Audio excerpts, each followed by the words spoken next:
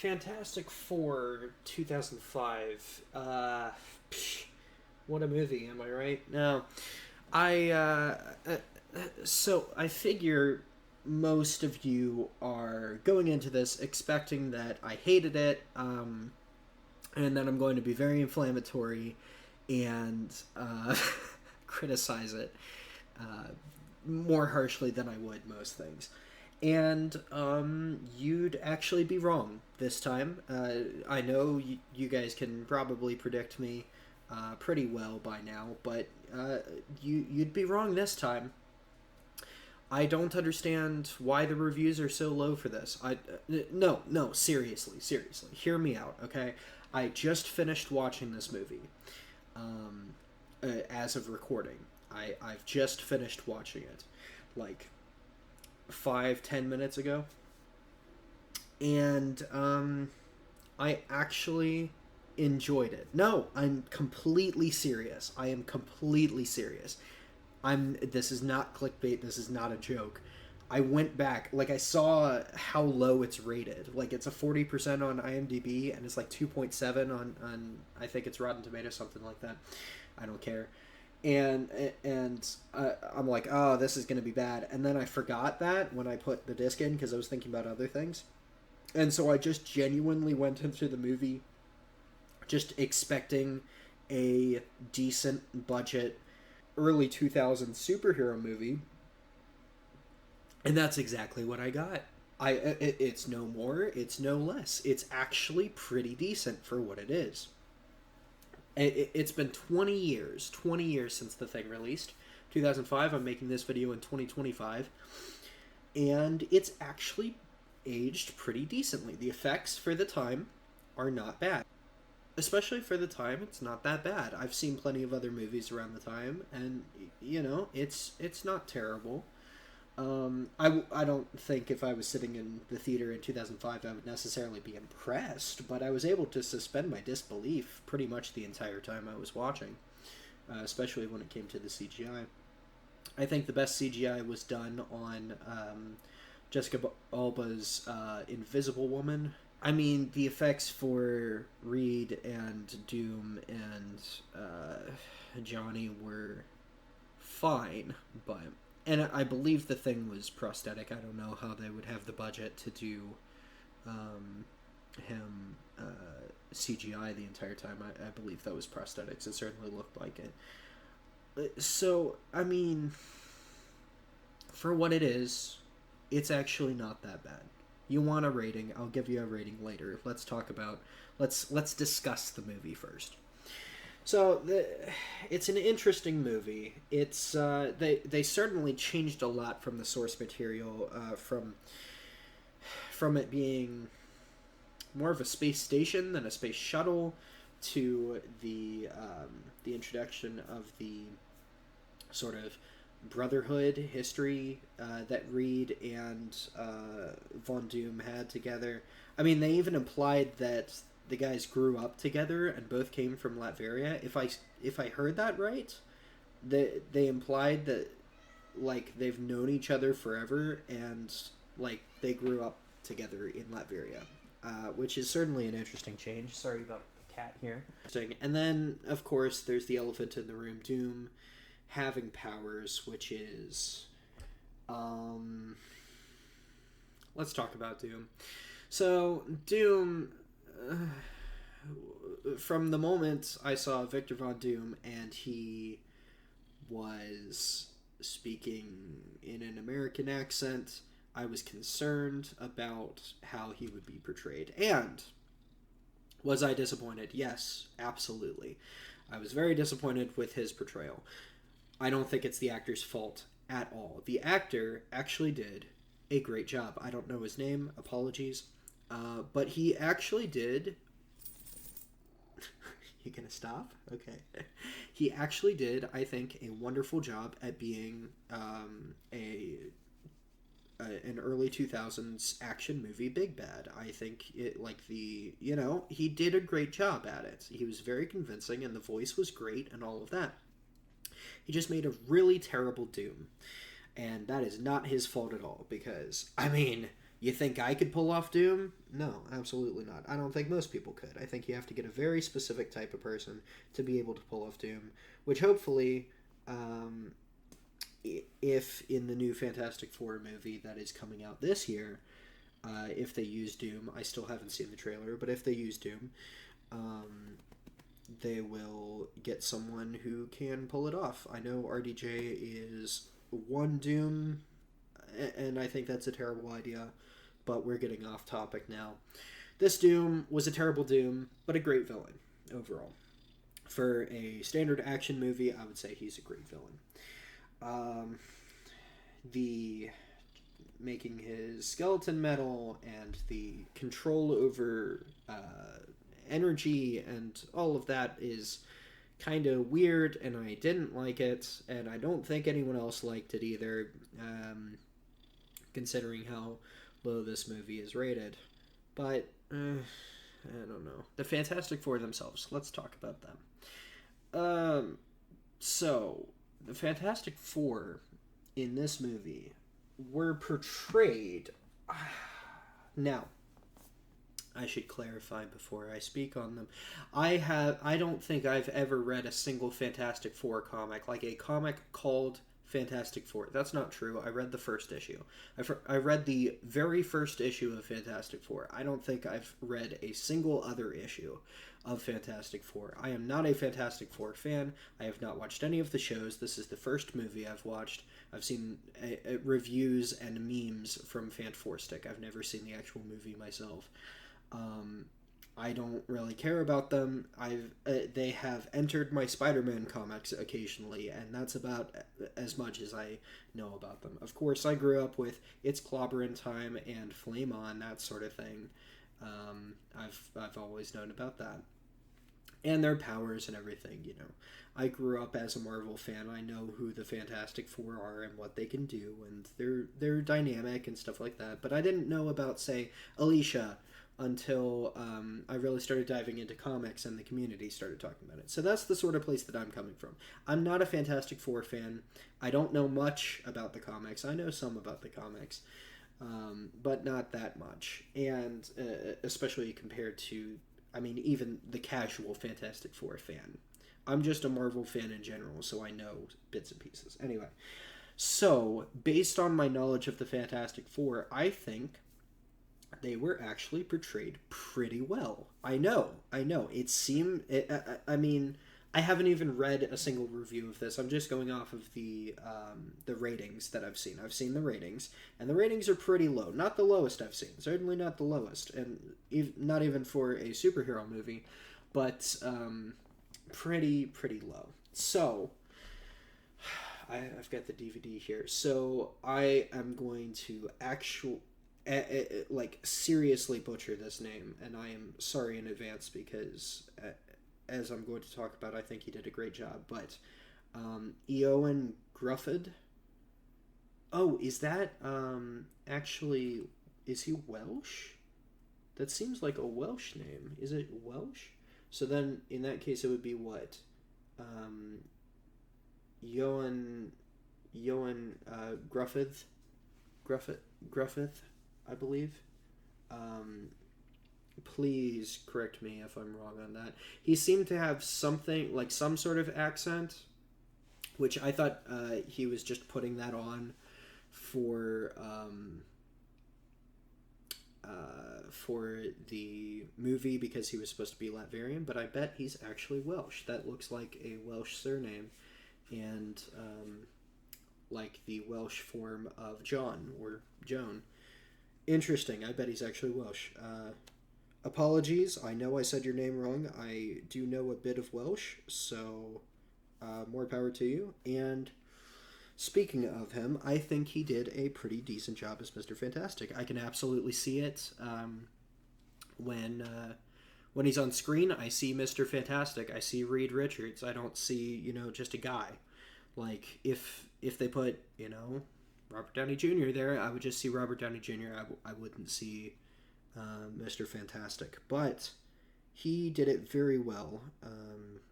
He had all the arrogance, all the not even arrogance, but you know what I mean, with the sort of way that Reed carries himself, and then the aloofness, the cluelessness, that sort of thing, especially around Sue. He just kind of worked as Mr. Fantastic, and he made it really easy to buy that I'm watching the Fantastic Four and Mr. Fantastic, and I thought that was a good thing. Um, Jessica Alba, this might be the first movie I've ever seen with her. In general, I don't know if she's a great actress or anything. I've heard mixed reviews from people who have seen her movies. But I think she did okay in this. She was convincing enough as Sue Storm. She didn't have uh, too much of a personality, I guess, but she was, I imagine she wasn't given a whole lot to work with. I don't know. Um, she didn't necessarily feel neglected by the script when it came to appearances, but with characterization, she was definitely the weakest. Then, well, I mean, Chris Evans as Johnny Storm. I mean, that's the one thing I knew about this movie for the longest time is that, it has Chris Evans as the Human Torch, and naturally I eat that shit up. Um, Chris Evans is, in fact, one of my favorite actors. I lost my shit when I found out he was in Scott Pilgrim the movie, and he might have been the best casting choice that movie had. I mean, basically playing, a souped up version of himself. It's just funny. It's just funny, and he makes a great Captain America. He makes a great Lucas Lee, and he makes a great Johnny Storm from the Johnny Storm that I've seen. Now, I wouldn't call him by any means the definitive Johnny Storm or anything like that, and hopefully in this new movie, uh, though they've picked an even better actor. Again, I haven't seen the trailer, so I wouldn't know, and it's only a short trailer anyway. But hopefully they get someone better. I know it can't. He can be done better. Chris Evans is probably at that time was the best pick because it probably also got butts and seats. I know it did for me. That's one of the reasons why I watched it is because it's a Chris Evans movie. But I think he did a pretty good job as Johnny Storm. He was pretty convincing. I thought they gave him Johnny Storm, a lot of unnecessary scenes, perhaps, but considering I like the character and I like his moxie, what am I, 70? I think he was the right choice for the role in 2005. And then, finally, apologies again, I'm going to butcher this, Michael Chiklis. Probably, so similar to Reed, I thought he was an excellent pick for the movie. I mean, like with Mr. Fantastic, I didn't see, Michael Chiklis here. I saw Ben Grimm. I saw The Thing, I would have preferred a more comic accurate take regarding the costuming of The Thing, but all things considered, I I didn't even mean to make that one. All things considered, I really can't complain, and he looks convincingly hideous, so that I buy it when people are scared of him on the street, but he doesn't hurt to look at. Like, the costuming is just terrible, And for this iteration, it made it feel more grounded and realistic, so I felt that I mean, I don't know who I would have picked. Probably this guy. I think he did a great job as Ben Grimm and then a great job as The Thing. So ultimately, we've got a 3 out of 4 essentially for great casting for the Fantastic Four, and even that fourth one was pretty decent. The villain was, taking the back seat most of the time. Doom had like the littlest, just the worst build up and everything. They just didn't give him anything to work with, and you know what? I don't really care. It was more about introducing the public to the Fantastic Four than anything, and I think it, at least for me, successfully did that. Obviously, the audience, at least over the past 20 years, does not feel the same way as me. Mostly people, if they even remember this movie, they just clown on it, which, you know, it does have its silly quirks and things, and it is an action movie from 20 years ago, so I'm not going to defend it so much. But I will say that I did not just enjoy myself watching this movie. It was not just worth my time. It was very much worth my time. I very much enjoyed it, actually. It's by no means a stellar piece of media, but it is a... I'm going to give it now, give you my rating now, 7 out of 10. That's right, a 7. I know, I may be insane, but I think it's a 7 out of 10. Why is that exactly? Well, if, just to boil down my points that I've made throughout the video, I think the casting was overall pretty good. I think the acting was amazing, and I think while the plot was certainly lacking... Oh, I forgot to talk about the costuming. The costuming, phew, I mean, it was great too. I love the costuming. It really sold it for me, even for Doom. When it came to his actual costume, I really appreciated that. I thought it was very well done, and especially the mask. Though I do have a few issues with the movie, and I'll get to those shortly. But overall, I think it was a very good movie, and it deserves more praise than it gets, at least. We're not talking high praises, but it is an adequate action movie that I did not waste my time by watching. I don't think I grew as a person or learned anything, but I enjoy action movies, I enjoy superhero movies, and I enjoy movies from the early 2000s, and this fit all of those, and did it better than a lot that I've seen. I'm looking at you, Ghost Rider. So, what were my issues with it? Well, other than Doom, I have another point to make about Doom. The mask. For all the things you've done for Latveria, I believe is what the inscription says. Number one, why is it in English? That's a nitpick. Number two, why the mask? Okay, seriously.